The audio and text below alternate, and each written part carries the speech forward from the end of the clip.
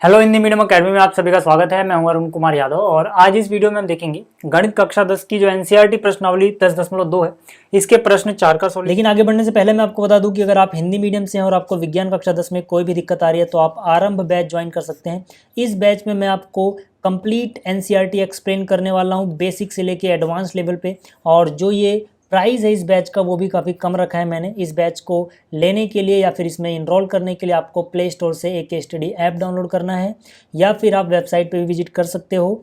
Link मैंने comment में pin कर दिया है। Thank you. शुरुआत करते हैं। जो ये प्रश्न संख्या 4 है इसकी पहले समझ लेते हैं इस प्रश्न में क्या बोला गया, फिर बात करेंगे कि इसको हम करेंगे कैसे। तो यहाँ पे बोला गया सिद्ध कीजिए कि किसी वृत्त के किसी व्यास के सिरों पर खींची गई स्पर्श रेखाएं समांतर होती हैं।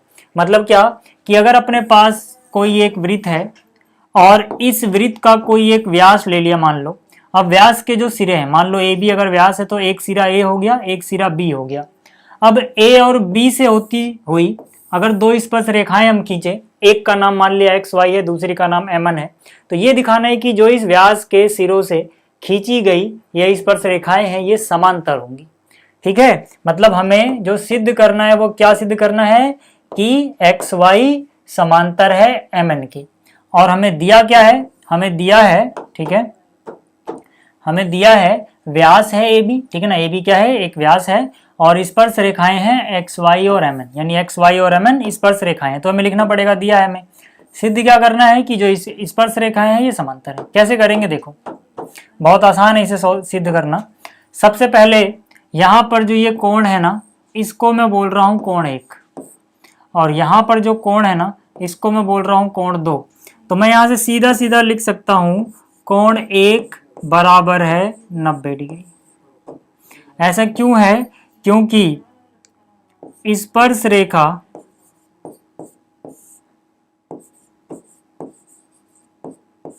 लंब होती है, लंब का निशान त्रिज्या के ऊपर। स्पर्श बिंदु पे स्पर्श रेखा त्रिज्या पे क्या होती है, लंब होती है, या फिर आप परमेय 10.1 भी लिख सकते हो, मैंने आपको बताया था। देखो यार ये पूरा तो व्यास है, लेकिन अगर मैं आधे की बात करूं तो ये तो त्रिज्या होगी। ठीक है, केंद्र को ओ मान लो, चलो केंद्र ओ हो गया। ठीक है, ये त्रिज्या होगी। अगर ये त्रिज्या है और ये स्पर्श रेखा है तो इन दोनों के बीच में क्या बनेगा, 90 डिग्री बनेगा, क्योंकि त्रिज्या स्पर्श रेखा पे लंब होती है। ठीक है, जैसे ये हुआ इसी प्रकार एंगल 2 जो होगा यानी कोण 2 ये भी 90 डिग्री होगा। सेम रीजन आएगा। ठीक है, कि स्पर्श रेखा लंब होती है त्रिज्या पे।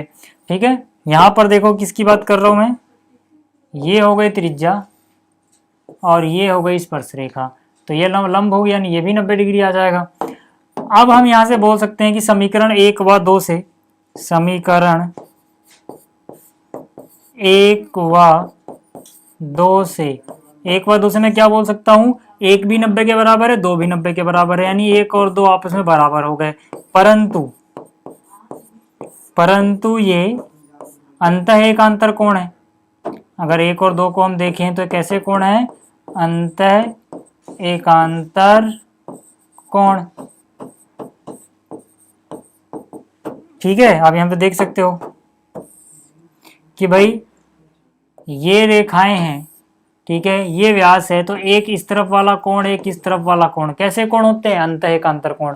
और हमने पढ़ा हुआ है कि अगर अंतः एकांतर कोण बराबर आ गए तो मतलब ये जो रेखाएं हैं ये समांतर हो जाएंगी। ठीक है, अब क्योंकि अंतः एकांतर कोण बराबर आ चुके हैं, हमने पहले ही सिद्ध कर दिया है, तो इसका मतलब क्या है कि जो रेखाएं हैं एक्स वाई और कौन सा था नीचे एम एन, ये आपस में क्या है, समांतर है। और यही हमें सिद्ध करना था। ठीक है, ये हमने सिद्ध कर दिया। तो इस वीडियो में इतना ही, जल्दी मिलेंगे अगली वीडियो में। इस वीडियो को देखने के लिए धन्यवाद।